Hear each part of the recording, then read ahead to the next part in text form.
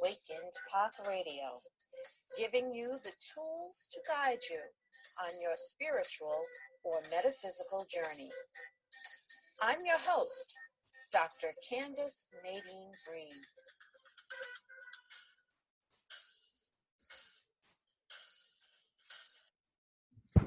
Hello and welcome to Awakened Path Radio Thought Thursday.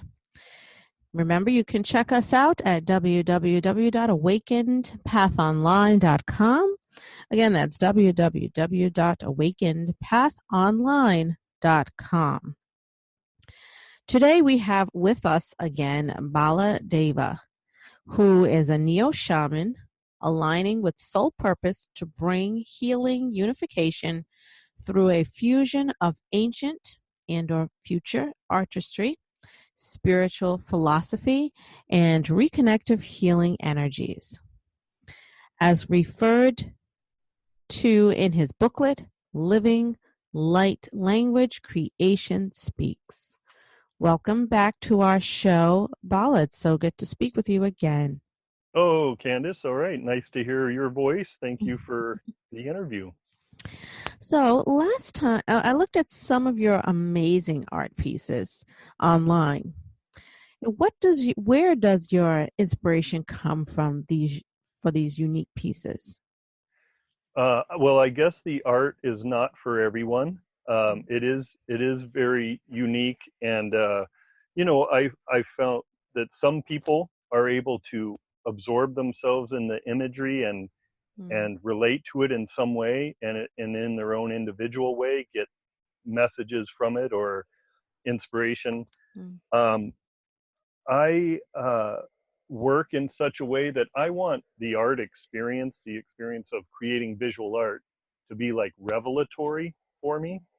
And so, I went to a traditional art school and did a few years of that, and the training was good, and it's great to get down your skills with life drawing and landscape drawing and all these methods of representational art, right? So we hone our skills like that, but at some point just really exploring consciousness and exploring the inner realm of spirit, I wanted something to evolve out of the page I was drawing on, rather than me dictating what it was going to be. Right. And so I really started letting go and allowing the pen or the pencil to just move about on the page, mark making, and with whatever felt good and felt right. And I think through that process, I began actually, I would say, channeling some definite images that people, when they see them, they immediately think Mayan.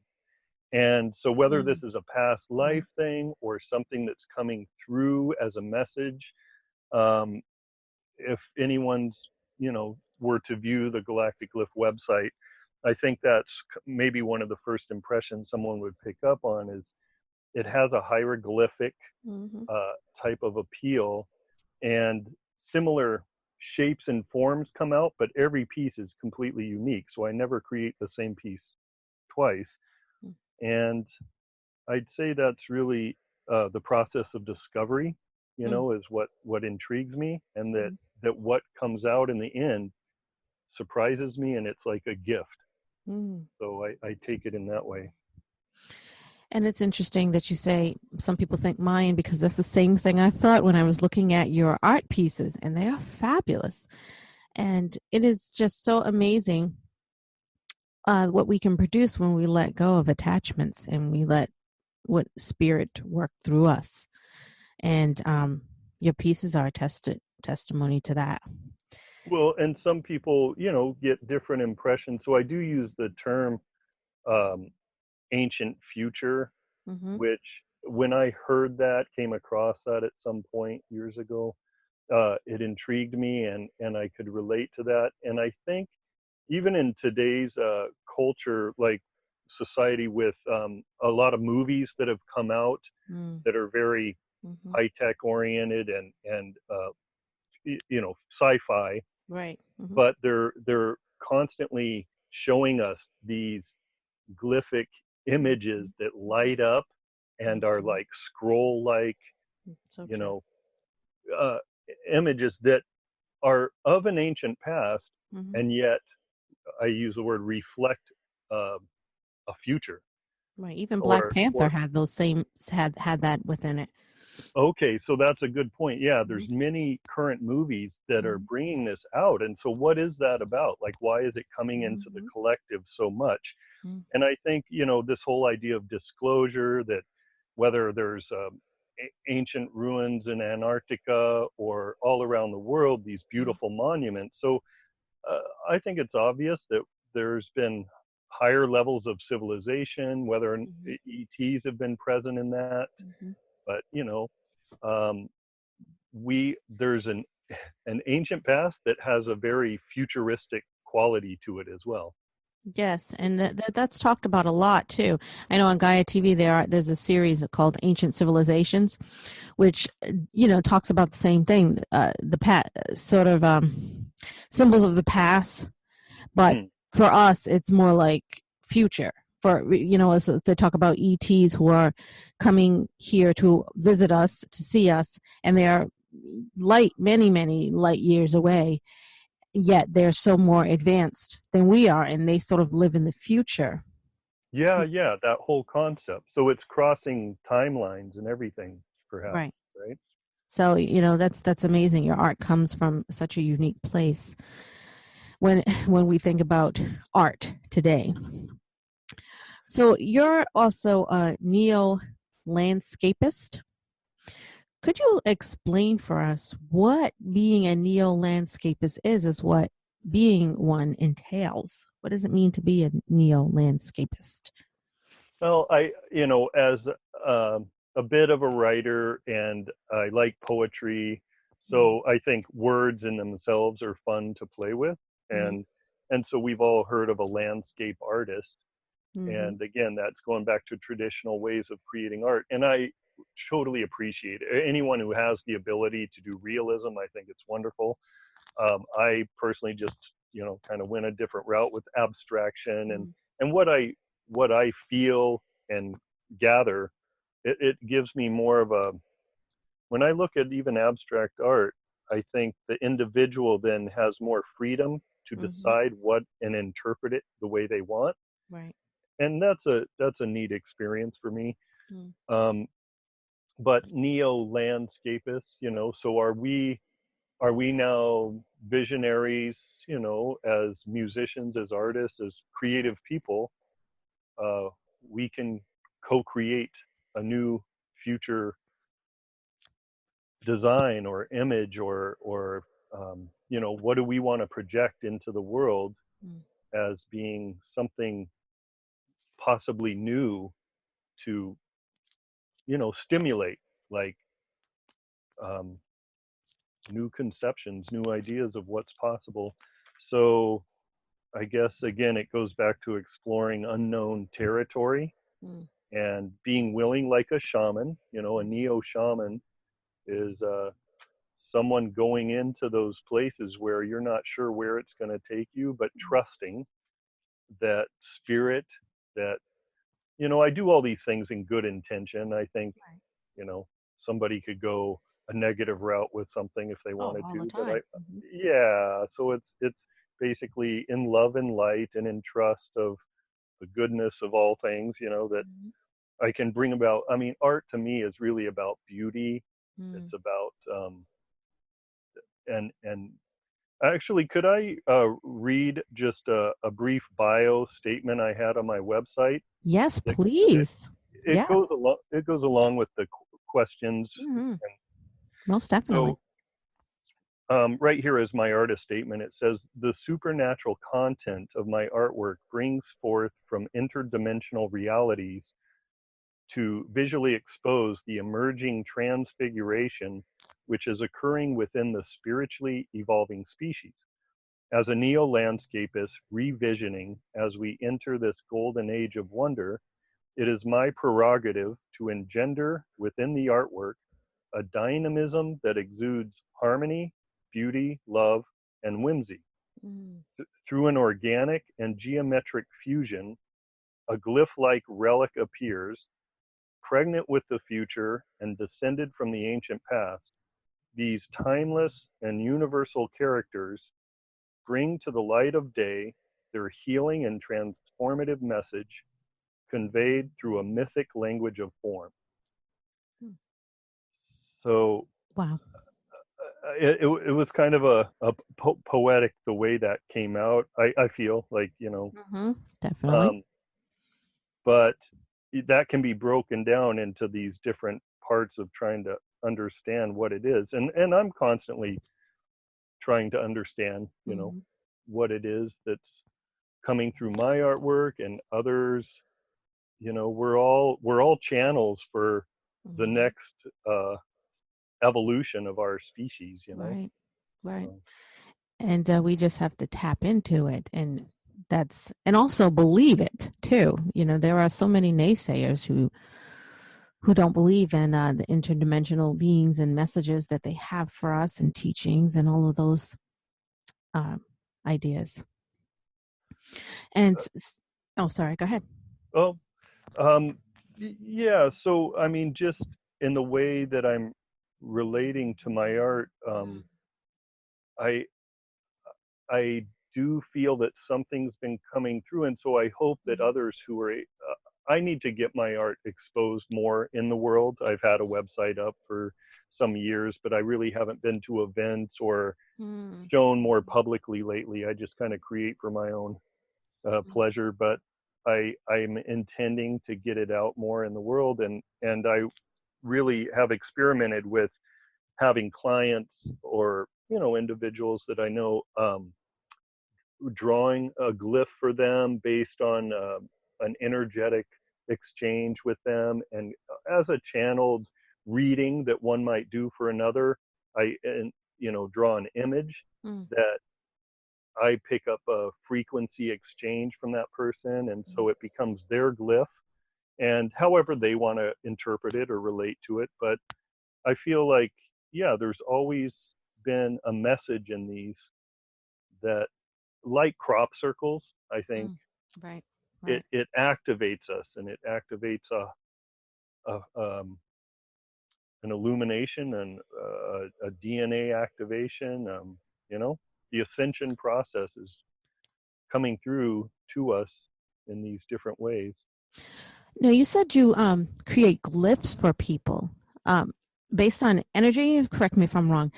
Now, how do you do that? I mean, that I wasn't thinking about that, but I mean, that's very, very interesting. You do a reading for someone, and how do you grasp the energy and be able to create this glyph? What is the Yeah, process you go through? well, I think it's very intuitive, Mm-hmm. and again, just trusting in spirit. uh, it may not be real specific information, Mm. um, like a psychic or a channeler might be able to take questions or just give a reading to someone and be very specific about things that have happened in their life, or what to expect, or their qualities, tendencies. I think this is a more, just an artistic way of sharing with somebody, Mm. something that makes art not just something that, say, you're browsing in galleries, you see, you like, and you hang on the wall, um, which has its own influence in our lives. But this way it becomes more personal, so Mm-hmm. that it was actually created for you, uh, yeah, based on that exchange of two people interacting. I was at a New Age event, Body, Mind, Spirit Oh, conference in North Carolina a few years ago, and there I've was a heard of woman those. who Yeah. gave Akashic record readings, and she was very good at what she did. Nice. And afterwards, she wandered by booths and sat with me, and I drew some glyphs for her and gave some. And I give some interpretation because I kind of communicate with the person. We have a verbal exchange while Mm-hmm. I'm sketching it out, and yeah, it was something she appreciated. Just to. That's amazing. It meant something to her. So. Right. I mean, it's a personal. That's real. It's like it's a personal reading. It's very nice. Yeah. Yeah. Exactly. Now, your page, we've said this phrase a few times, galactic glyphs. What is a glyph for those who don't know? And what is the significance of you titling your website Galactic Glyphs? Yeah, so Galactic Glyphs. I think again that's almost synonymous with like ancient future, Mm. you know? Mm. So the term galactic is certainly out there Right. in the consciousness of people as we're exploring other dimensions and a greater reality for humanity to open up to. And so a glyph then being basically a symbol of an ancient reflection of the ancient ways of Right. representation, representing art and Mm. power symbols and so on. Mm-hmm. So I think it's that combination as a Like an impression, maybe. Mm. Pardon me.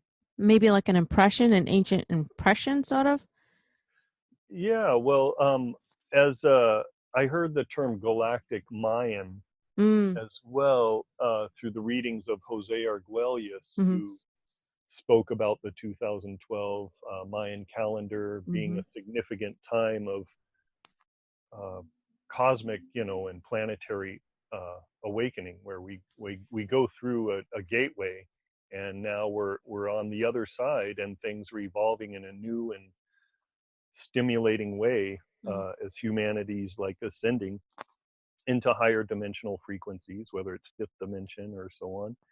And this idea of galactic Mayan, I have to relate to that just because the imagery that I produce is very related with that. So, the Mayans were known for their glyphs, of course, and also crop circles. I really relate to them. They are a sacred geometry type of patterning, and yet some of them are asymmetrical. Most of them are very symmetrical. My artwork tends to be very asymmetrical, but I have found a way to, like, even though I'm allowing the pen to just make the maneuvers it wants to do based on a flow of energy that's coming, I also manipulate it and I create linear beings that are almost like totems. And so they become then, because we as human beings, we stand upright. And so we relate to other images that are vertical, which is interesting. So I think of them as humanoid or higher dimensional beings in my artwork that are like language, but also like a form of a being. And so these beings are like interacting on the page. That's I hope if someone were to view my art, they would see that sort of thing. And they should definitely check it out because it is amazing. Should definitely get that work out there so you can share it with others. It's absolutely beautiful. Well, thank you so much. And apparently you related to it in some way because, oh, yes. Yeah. Definitely. I loved it. Totally.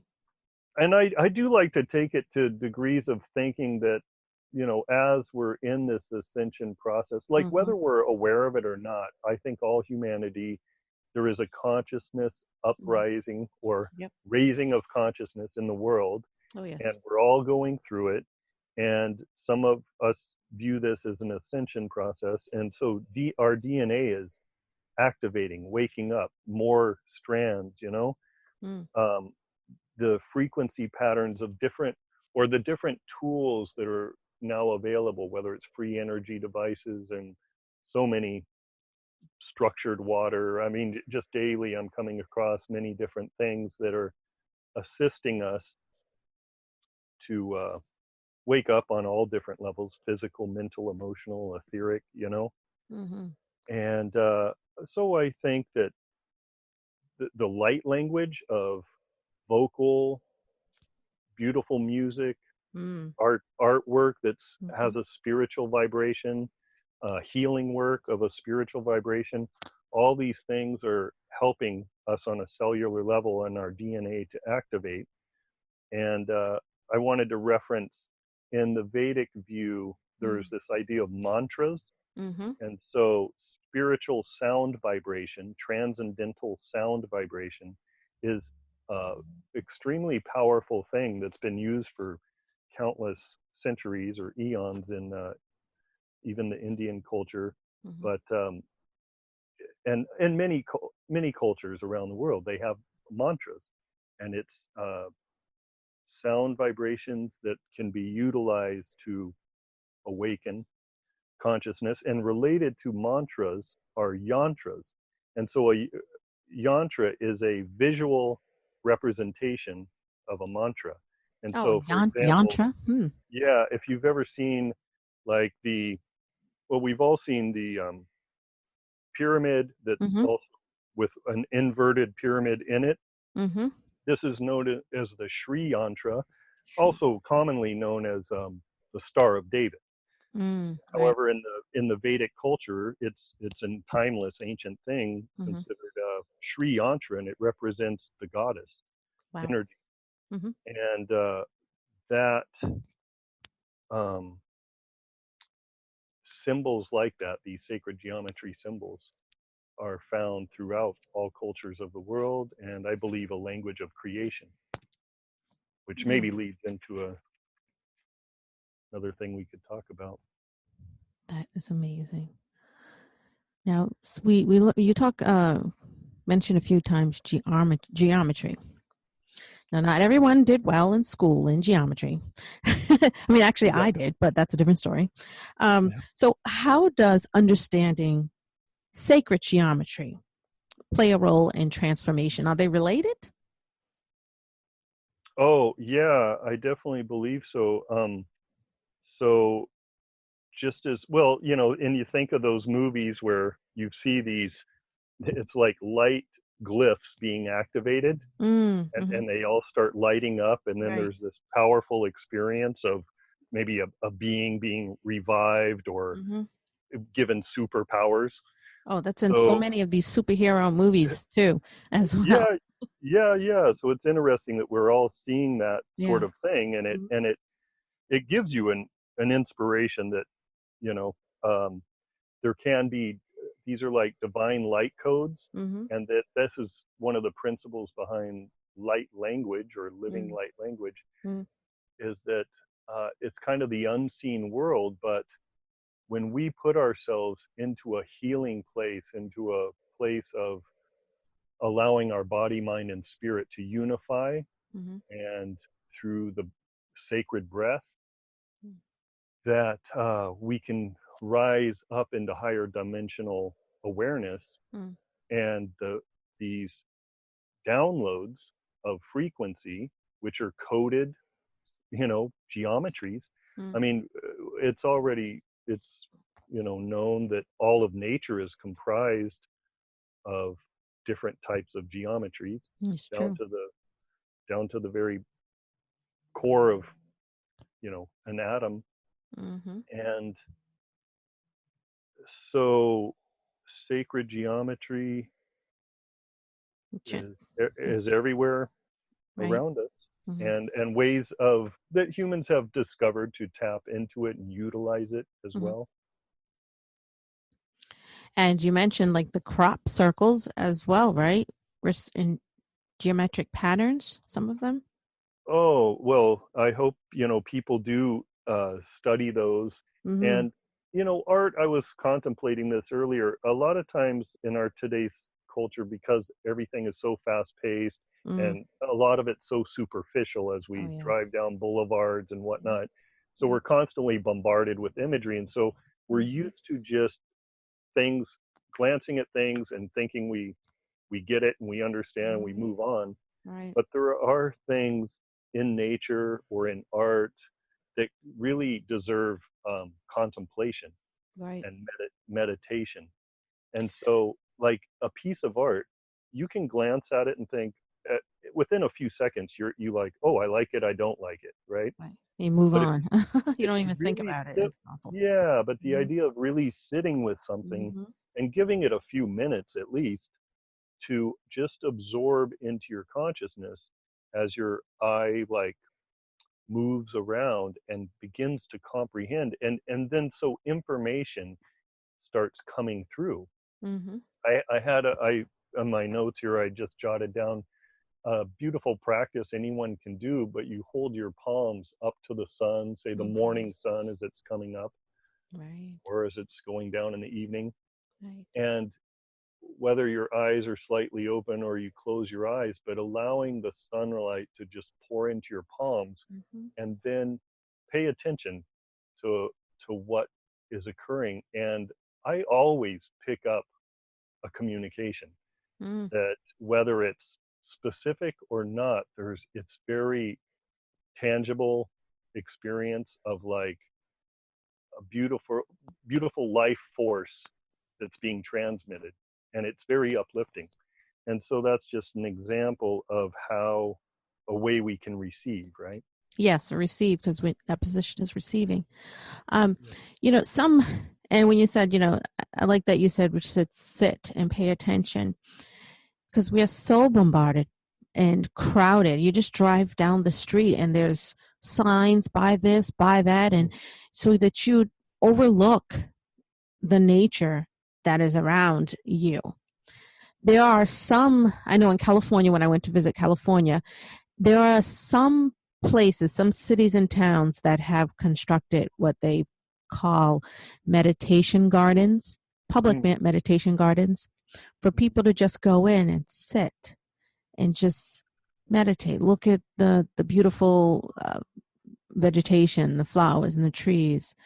I know locally in town there's a small one that is enclosed by bamboo, and they sell plants, but they also have benches and such where you can sit and just relax. They encourage you to bring your lunch and have a seat on the bench. They encourage you to Uh, stay, and they don't bother you. There's no pressure to buy their plants or anything like that, but you could just go in the garden and just sit and yeah, those meditate, and it's those beautiful. yeah, sanctuaries like that are so important, Mhm. and I wish it was more in city planning to Oh, have yes. Hmm. parks and lakes and just places where more people could park, get out of their car, and walk to their shops and interact more. Hmm. I think Europe was originally set up Hmm. more like that, Hmm. and today it's so much of a car-based, quick and easy, civilization. But I like what you're saying, and it's important to take the time Right, for all of that. And contemplation in anything that we do, it enriches the experience.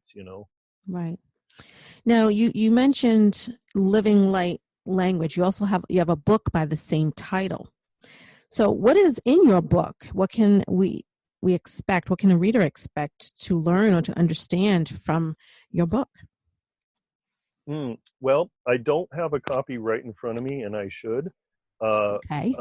but it there are I compiled that. It was my first small booklet. I call it a booklet. It's only 50 pages, Mm, and it's a quick, easy read. It's a primer for anyone exploring New Age concepts or just interested in the idea of ascension, or wanting to grasp kind of an overview of what are we involved with as a humanity awakening.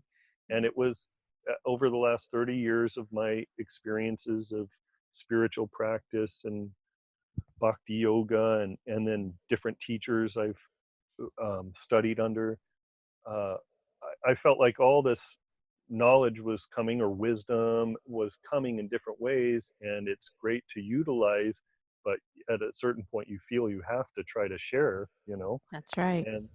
And so I made my little attempt at doing some writing, and uh, I think it's a nice presentation for someone to just start grasping some of these metaphysical concepts of us being inner dimensional, Hmm.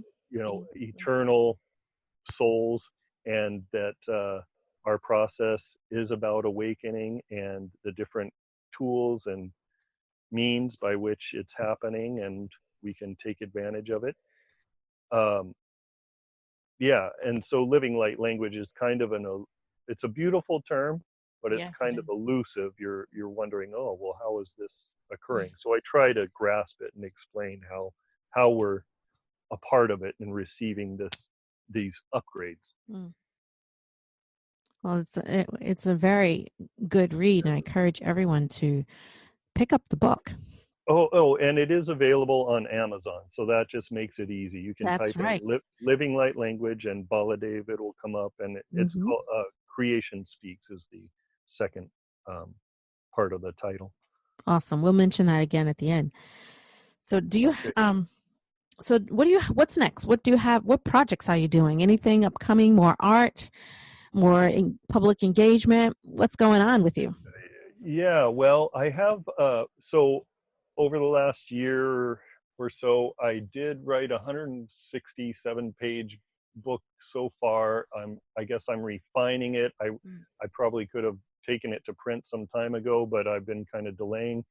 But I feel it needs to get out there. It's information from Vedic sources that I've gathered, and correlating it or tying it into other references in the New Age world of the golden age that is dawning within humanity. And there's very specific time periods and things occurring, basically 500 years ago. A great at the time of the Renaissance, there was a avatar who appeared in India who's very little known. He's known as the hidden avatar, the golden avatar, Chaitanya Mahaprabhu, known as Radha and Krishna combined in one form, appeared on the continent of India, and for 48 years traveled throughout the continent of India, spreading the holy names of Krishna. And this was a part of the inauguration of the golden age that's sweeping through humanity over the next 10,000 years. Now, 10,000 years sounds like a long time, but in galactic time, it's a blip in time. And so we have like this window of opportunity to reach the highest stages of perfection. Otherwise, the Kali Yuga that we're presently in degrades more and more after that period. And so it's like, even with this is a whole other conversation we could get into at some point, but it's wonderful to try to start understanding. But in the Greek concept, they called it the Golden Age, the Silver Age, the Bronze Age, and the Iron Age, right? Most of us have heard of those. So in the Vedas, they have Sanskrit terms, but it's Satya Yuga, Treta Yuga, Dwapara Yuga, and Kali Yuga. And so we are in this fourth Iron Age called Kali Yuga, which came about 5,000 years ago. And that relates to different cataclysms and things that may have occurred on this planet, where the high cultures of before disappeared to some degree, and things have rapidly degraded. Even though we think we're living in a high-tech society, our technology is still not that evolved. And we see the conflicts and warring that humanity's undergoing, right? So our consciousness had been polluted, but there is, over these last decades, an upliftment coming to humanity, and it's called a golden age within the Kali Yuga. It's a rare occurrence, and we're being blessed to evolve, rapidly. And so I've compiled a book called The Golden Age Avatar, 10,000 Years to Awake, and I need to get that published. And besides that, I have an idea, and I'm sure a lot of people do, of getting a nice parcel of land, starting a retreat center, and building all kinds of alternative architecture with I've taken some domecrete building, Wow. papercrete, and um, different types of alternative building concepts, but having many healing domes and That's nice. temple type of construction where it's very universal, spiritual, you know, That's gatherings can occur. an amazing project. It's going to be Yeah, awesome. so yeah, any of us that can communicate and come together on such things, it's inspiring Mm. to co-create together. Now, if someone wants to get in touch with you to co-create and to learn about your art and your upcoming book, how might they do that? Yeah, well, I think if someone reaches out to me through the website, my email address and my phone number are there. I'm willing to interact with anyone. We can do even a monetary exchange, negotiate something that seems reasonable. Like I do have some rates on my website, but I just like the idea of interacting with people and sharing what we have, sharing our skills and our gifts, So someone can visit Galactic Glyphs, plural with an S, galacticglyphs.com. And then the other website is Bhakti, BHAKTI, bhaktipalace.com. And Broccoli that, palette? Palace. Oh, So okay. that's, yeah, that website deals more with like Vedic texts Mm. that are good introductions for people to understand a lot of the I believe the Vedas are like a blueprint of Mm-hmm. spiritual wisdom for humanity, and it doesn't matter what background or culture we come from. They're universal and really amazing spiritual texts that can benefit anyone. So Well, Bala, it was such a pleasure having you yet again on our show today. okay, well, thanks for your inquiries, and I'll share a glyph with you. Yes, All right, we'll have our little we'll have more of a conversation. I'd like to give you a glyph. I would love that. All right, this. So thank you for all that you do. Thank you, and you keep up the great work. Okay, thank you. Namaste. Namaste.